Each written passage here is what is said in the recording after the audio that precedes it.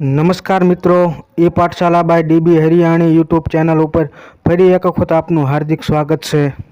નમસ્કાર મિત્રો, આપણી યુટ્યુબ ચેનલ ઉપર ગુજરાતી સાહિત્યનો અભ્યાસ ચાલી રહ્યો છે અને અગાઉ ઘણા બધા વિડીયો પણ ગુજરાતી સાહિત્યના અપલોડ કરી દીધા છે. તો એ તમામ વિડીયોનો સારી રીતે અભ્યાસ કરી લેવા વિનંતી, જે તમને આવનારી તમામ સ્પર્ધાત્મક પરીક્ષાઓમાં ઉપયોગી સાબિત થશે.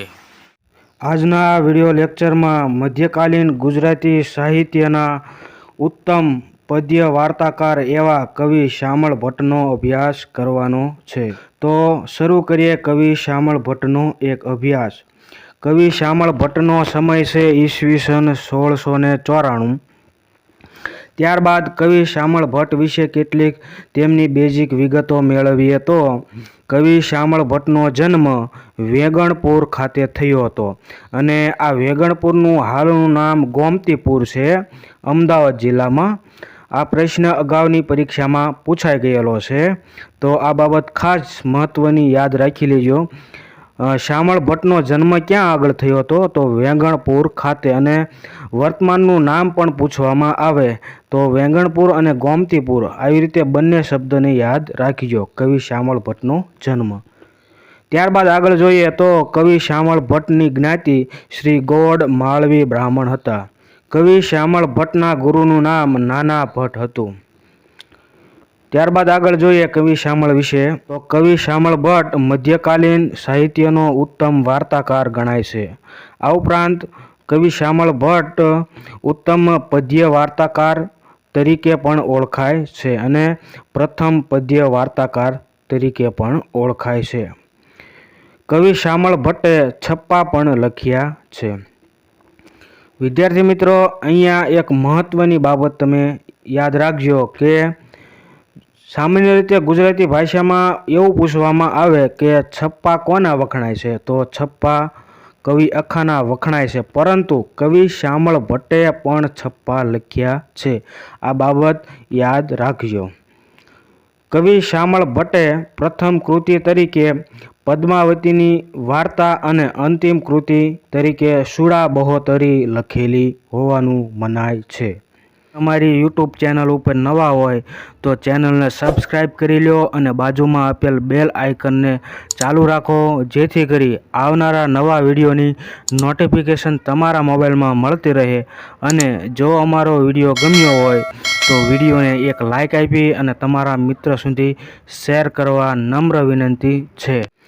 હવે કવિ શામળ ભટ્ટની કેટલીક મહત્ત્વની કૃતિઓ જોઈએ તો તેમની કૃતિઓમાં છે પદ્માવતીની વાર્તા. શામળ ભટ્ટ વિશે ઘણી બધી મહત્ત્વની તેમની કૃતિઓ અગાઉની પરીક્ષાની અંદર પૂછાઈ ગયેલી. દરેક કૃતિઓને વ્યવસ્થિત યાદ રાખી લીજો. ત્યારબાદ સુડા બહોતરી, આ તમામ કૃતિઓ છે એ પૂછાઈ ગયેલી છે. ત્યારબાદ વિદ્યા વિલાસિની વાર્તા, શિવપુરાણ, સિંહાસન 32, ચંદ્ર ચંદ્રાવતી, વેતાલ 25, આ કૃતિ પરીક્ષામાં પૂછાઈ ગયેલી છે. મદન મોહના પણ પૂછાઈ ગયેલી છે. ત્યારબાદ રાવણ મંદોદરી સંવાદ, રૂપવતી, પતઈ રાવળનો ગરબો, આ કૃતિ પણ અગાઉની પરીક્ષાની અંદર પૂછાઈ ગયેલી છે. વિદ્યાર્થી મિત્રો, પતઈ રાવળનો ગરબો એ કૃતિ શામળ ભટ્ટની જ છે. સામાન્ય રીતે તમને એવું લાગતું હશે કે ગુજરાતી ભાષામાં તમામ મોટાભાગના ગરબાની રચના કવિ વલ્લભ મેવાડે કરી છે, પરંતુ પતઈ રાવળનો જે ગરબો છે એ કવિ શામળ ભટ્ટની રચના છે અને આ કૃતિ અગાઉ પરીક્ષાની અંદર પૂછાઈ ગયેલી પણ છે. ત્યારબાદ આગળ જોઈએ તો રણછોડજીના શ્લોકા, રેવાખંડ, રોહિતદાસ ચરિત્ર, નંદ 32 મહત્ત્વની કૃતિઓ છે અને અગાઉની પરીક્ષામાં પૂછાઈ ગયેલી પણ છે. હવે આપણે આગળ કવિ શામળ ભટ્ટની મહત્ત્વની પંક્તિઓ જોઈએ તો પ્રથમ પંક્તિ છે વાડ થઈને શીભડા ગળે, સોંઘી વસ્તુ ક્યાંથી મળે, ખળ ખાતું હોય જો અન્ન, તો જીવે નહીં એકે જન. આવી સરસ મજાની પંક્તિઓની રચના કરી છે. ત્યારબાદ આગળ જોઈએ તો પેટ કરાવે વેટ, ગાજ્યા મેં વર્ષે નહીં.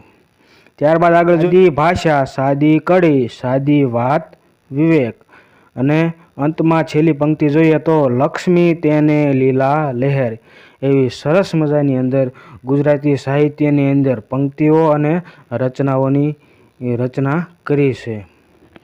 હવે મિત્રો આપણા ગુજરાત સરકાર દ્વારા અગાઉની પરીક્ષાઓ લેવાયેલી છે એમાં કવિ શ્યામળ ભટ્ટના કયા કયા પ્રશ્નો પૂછાણેલા છે એ તમામ પ્રશ્નોનું સોલ્યુશન મેળવીએ તો પ્રથમ પ્રશ્ન, પદ્યમાં વાર્તાઓ આપનાર સર્જકનું નામ આપો.